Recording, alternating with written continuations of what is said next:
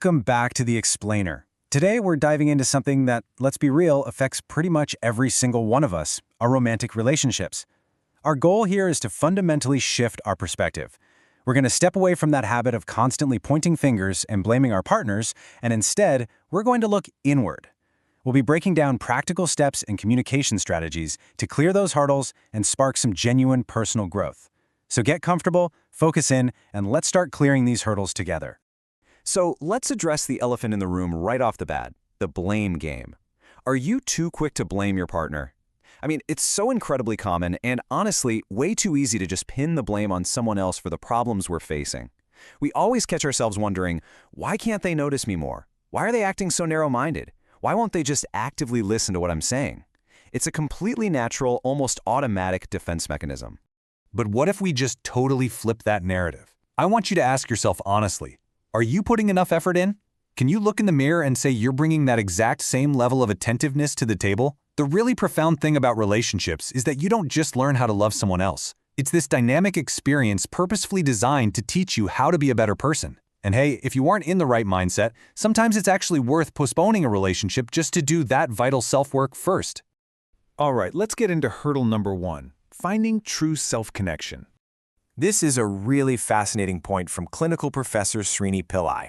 He notes that selfish lovers don't necessarily act that way out of malice. Actually, they often suffer from feeling deeply inadequate. It's like they're terrified that if they give away even a little bit of love, poof, it's going to be completely gone.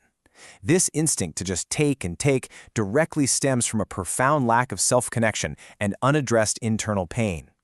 So how do we actually fix this? Well, you have to actively redirect that taking energy. If you find yourself constantly draining your partner, it's time to channel that focus into hobbies that organically build up your own self-connection. We're talking things like running, journaling, meditating. It's all about taking the time to confront your own pain and filling your own cup first, so you actually have something healthy to offer someone else. Moving right along to hurdle number 2, dropping your pride. We all want to be heard, right? But pride just gets completely in the way. Ask yourself, is it really worth being right if it means losing someone you love? We literally challenge ourselves with this, yet we still hold back. Think about the last time you stubbornly dug your heels in over something silly. People commonly withhold apologies because they're terrified that if they yield, the other person won't take responsibility for their own part in the conflict. It becomes this stubborn standoff of pure ego. All right, so here's your practical playbook for reframing those apologies. Step 1, apologize sincerely first. Show them you aren't proud of what you did. Step 2, show you'll take better measures next time. No empty words here. And step 3, collaboratively shift the focus to future prevention, not past blame. It's a highly practical sequence to literally future-proof your relationship against making the exact same mistakes over and over. And that brings us to hurdle number 3, overcoming codependency. Now, codependency is a massive trap. It's defined as an emotional dependence stemming from a lack of self-sufficiency. And yeah, psychologists note it's often rooted in unmet childhood needs. Think about it for a second. Do you get highly anxious when you're simply away from your partner? Do you generally feel kind of lost without them? Sometimes we tragically confuse possession with genuine appreciation, but true love is absolutely about the latter. To actively beat this, we need a tactical plan. Because codependency is often rooted in old, unmet needs, step 1 is going to therapy to get in touch with feelings you've likely buried. Step 2 is confronting those deep-rooted insecurities head-on. Step 3 is crucial. Express them openly to your partner. This structured communication allows the two of you to tackle step 4, which is creating a forward-moving joint plan.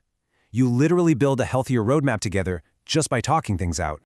Next up, hurdle number 4, mastering clear communication. Oh, the mind reader fallacy. This is a big one.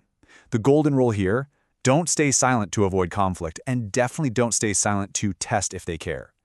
Unless your partner literally has psychic superpowers, expecting them to magically read your mind is a guaranteed recipe for resentment. It is deeply, fundamentally unfair to be furious at your partner when they don't even have a clue what's wrong. Clear communication is the foundation of making things work. Just listen to how a simple phrasing change totally alters the vibe here.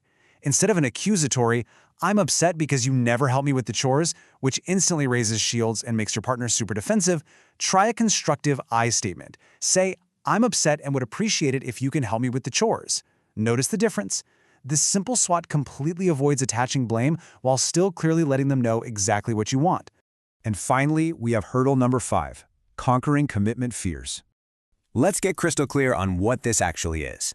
Commitment phobia is relationship anxiety that causes a real fear of relationships.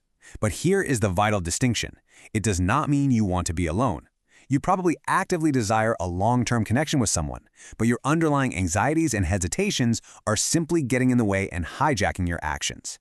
You know, it is so crucial to normalize these fears. There are plenty of root causes. Maybe it's witnessing your parents' divorce, surviving a toxic past romantic relationship, or just harboring a deep-seated fear of being left or disappointed. Past traumas can make vulnerability feel incredibly dangerous. It's essentially a protective mechanism that's just working in overdrive. But listen, you don't have to stay stuck behind that brick wall. If this is disrupting your life, the most practical, actionable step is visiting a therapist. They give you the tangible tools to actively practice letting your guard down, safely, little by little.